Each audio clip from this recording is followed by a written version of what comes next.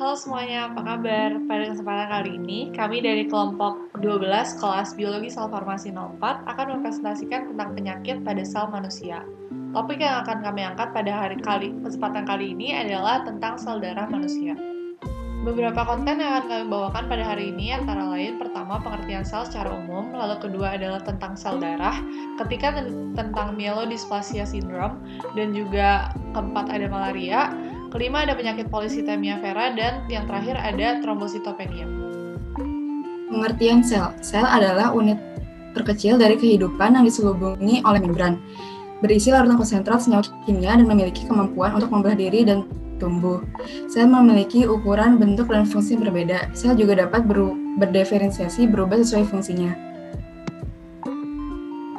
Selanjutnya, karakteristik sel. Secara umum, sel menjalankan metabolisme, dapat tumbuh dan berevolusi. Beberapa sel dapat berdiferensiasi, berkomunikasi, bertukar gen, bergerak, membelah, dan tumbuh sendiri, mengubah energi, merespons stimulus, serta beradaptasi dengan lingkungannya.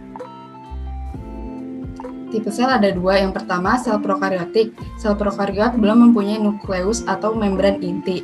Bagian-bagian dari sel prokariot adalah dinding sel, membran plasma, ribosom, DNA sekuler, pili, dan flagella.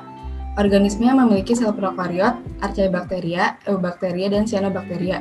Selanjutnya, sel eukariot mempunyai nukleus atau membran inti. Sel penyusun tubuh manusia memiliki sel dengan inti sel, sehingga sel manusia termasuk ke dalam sel eukariotik. Darah manusia termasuk dalam jaringan ikat yang terdiri atas sel darah dan plasma darah. Sel darah tersebut mengandung 55% plasma dan 45% darah mengandung sel darah dan trombosit. Pembagian sel darah. Yang pertama, sel darah putih atau eritrosit berbentuk bikonkav yang berfungsi untuk difusi secara maksimal.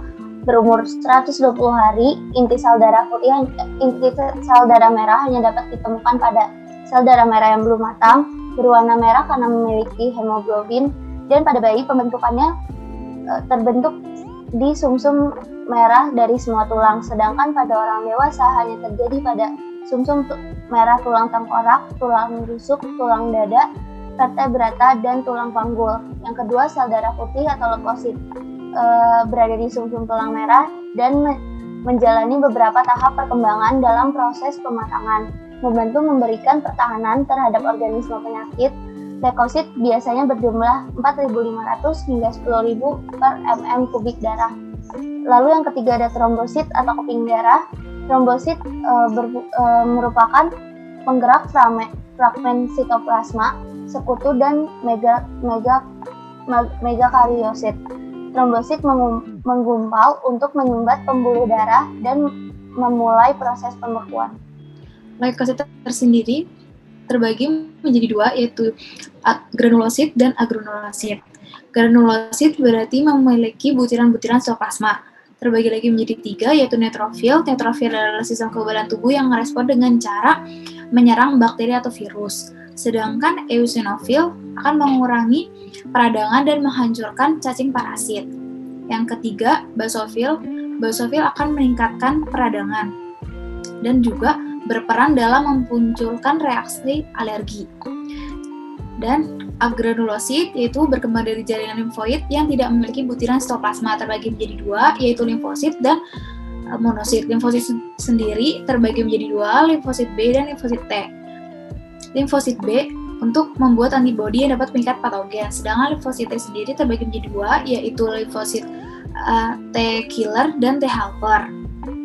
Yang terakhir adalah monosit, melakukan fagositosis yang menghancurkan bakteri dan membersihkan puing-puing seluler. Berikutnya kita akan membahas tentang beberapa penyakit yang berhubungan tentang sel darah. Yang pertama adalah myelodysplastic syndrome atau sindrom myelodysplasia. Sindrom myelodysplasia ini adalah sekumpulan penyakit yang disebabkan oleh kerusakan pada sel darah. Kondisi ini terjadi ketika sel darah yang dihasilkan oleh sumsum tulang tidak terbentuk dengan baik. Sindrom myelodysplasia ini dikelompokkan menjadi dua, yaitu MDS primer dan MDS sekunder. Pada MDS primer, sel-sel induk sumsum tulang yang rusak tidak diketahui penyebabnya. Sementara di MDS sekunder terkait dengan pengobatan biasanya terjadi pada seorang yang mengalami pengobatan kanker karena kemoterapi dan terapi radiasi, dan akhirnya itu merusak sel-sel induk sumsum tulang. MDS ini juga dapat berkembang menjadi suatu jenis leukemia yang disebut leukemia mieloid akut atau LMA. Lalu apa yang terjadi pada tubuh ketika kita mendapatkan MDS? Seperti yang sudah saya jelaskan tadi, sindrom mielodysplasia ini adalah kelainan yang disebabkan oleh sel darah yang terbentuk tidak sempurna atau disfungsional. Di dalam tubuh, seharusnya sumsum tulang bertugas memproduksi sel darah merah, sel darah putih, dan sel keping darah yang berfungsi untuk membawa oksigen ke seluruh tubuh, melawan infeksi, dan membantu proses pembekuan darah. Namun, pada penderita sindrom mielodysplasia ini, sumsum tulang memproduksi sel-sel darah yang abnormal, dan sel-sel darah yang abnormal ini tidak berkembang sepenuhnya dan akan mati ketika masih berada di dalam sumsum tulang atau saat memasuki aliran darah. Sering waktu pun, jumlah sel darah abnormal akan semakin banyak dan melebihi jumlah sel darah yang sehat atau matang. Hal ini yang kemudian menimbulkan gejala sindrom mielodysplasia. Biasanya, MDS ini menyerang pasien yang berusia lebih dari 65 tahun, pernah menjalani kemoterapi atau radioterapi, dan juga sering terpapar bahan kimia seperti asap rokok, pestisida, dan benzena, serta terpapar logam berat seperti timah dan merkuri. Ada beberapa hal yang kita bisa lakukan untuk menangani MDS ini. Yang pertama adalah terapi obat. Terapi obat-obatan bertujuan untuk menghancurkan sel-sel darah yang tidak berkembang dengan menghentikan pertumbuhannya.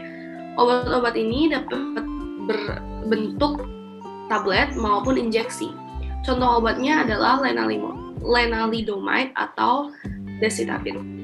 Yang kedua ada transfusi darah.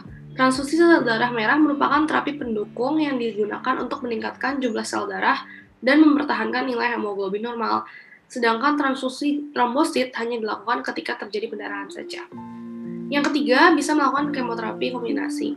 Kemoterapi kombinasi dilakukan bila terdapat peningkatan jumlah sel muda yang tidak matang atau sindrom mielodysplasia ini berkembang menjadi leukemia akut atau kanker darah. Dan yang terakhir, yang paling efektif adalah transplantasi sumsum tulang.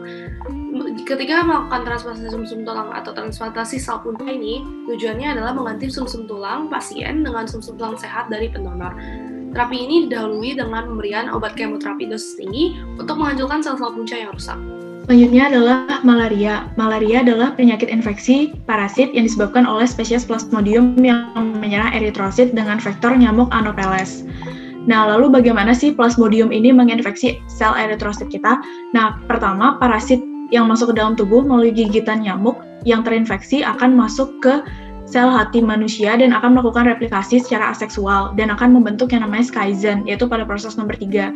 Lalu schizen ini akan pecah dan menghasilkan yang namanya merozoid, jumlahnya sekitar 2.000 sampai 40.000. Kemudian merozoid ini akan menyebar ke dalam aliran darah dan menginfeksi sel darah merah. Kemudian ia akan berkembang lagi menjadi tropozoid yang kemudian bereplikasi lagi secara seksual yang membentuk schizen lagi. Ini prosesnya hampir sama dengan proses yang sebelumnya dan schizen ini juga akan pecah, kemudian akan menyerang sel darah manusia lagi. Dan siklus ini menyebabkan banyaknya eritrosit yang pecah dan rusak. Kemudian berulangnya replikasi ini akan menyebabkan timbulnya gejala kronis pada penderita. Kemudian setelah beberapa kali replikasi, beberapa tropozoid ini akan berkembang menjadi gamet, jantan dan betina. Dan pada tahap inilah parasit akan terbawa nyamuk saat menghisap darah manusia yang terinfeksi dan akan berkembang di dalam tubuh nyamuk, yaitu pada siklus sebelah kiri. Lalu bagaimana pencegahannya? Karena belum ada vaksin untuk malaria, maka pencegahan yang bisa dilakukan adalah menjaga kebersihan lingkungan dan diri. Beberapa penyakit komplikasi, diantaranya trombositopenia dan anemia, serta pengobatannya bisa dengan pemberian obat anti malaria. Selanjutnya ada polycythemia vera atau PV, itu merupakan neoplasma myeloproliferasi kronik dengan kromosom Philadelphia negatif yang menyebabkan gangguan klonal pada myeloproliferasi di sumsum tulang belakang. Nah, kasus ini tuh adanya penelitian reaktivitas berlebih pada gen Janus kinase. Nah, di gen Janus kinase ini tuh ada tirosin kinase yang berperan dalam proses hematopoietik yang menyebabkan proliferasi berlebih pada sel-sel hematopoietik sehingga adanya produksi berlebih sel darah merah pada polycythemia vera. Nah, dan juga meningkatnya jumlah sel darah merah dalam sirkulasi darah ini tuh akan menaikkan viskositas darah total, sehingga terjadi peningkatan volume darah, aliran darah melambat, dan juga beban kerja jantung yang meningkat. Itu akan menyebabkan banyak manifestasi patofisiologi penyakit seperti stroke dan juga serangan jantung. Nah, pada pemeriksaan laboratoriumnya dapat diindikasikan kalau misalnya hitung sel jumlah eritrosit dan juga jumlah trombositnya akan dijumpai di atas rata-rata normal, serta akan ditemukan kelainan pada sumsum tulang belakang berupa hiperplasi trilinier. Selanjutnya, mengenai prinsip pengobatan pada polisitemia vera ini tuh dapat dilakukan dengan cara menurunkan viskositas darah dan juga menghindari pengobatan secara berlebihan atau over treatment, dan juga untuk mengontrol permeiosis dengan dosis tertentu. Oke, yang terakhir ada penyakit trombositopenia. Apa itu penyakit trombositopenia? Penyakit trombositopenia adalah penyakit di mana penyakit yang diakibatkan oleh kurangnya jumlah trombosit atau keping darah di dalam darah kita. Jumlahnya itu biasanya lebih sedikit daripada jumlah normalnya, yaitu 150.000. Dan mengapa berbahaya? Seperti yang sudah dijelaskan sebelumnya, bahwa trombosit itu berguna untuk membekukan darah dan membekukan darah pada saat terjadi pendarahan. Oleh karena itu, orang yang terkena trombositopenia akan lebih rentan mengalami pendarahan dan itu sangat berbahaya.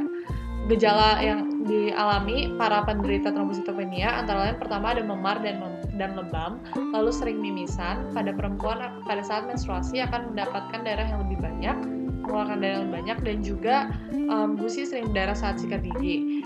Untuk yang lebih akutnya lagi akan dapat mengalami hematuria, yaitu kencing berdarah, lalu BAB berdarah, dan juga muntah darah. Nah, penyebabnya itu apa? Penyebabnya itu ada 3. Yang pertama itu ada decrease production atau pengurangan produksi trombosit di dalam tubuh kita.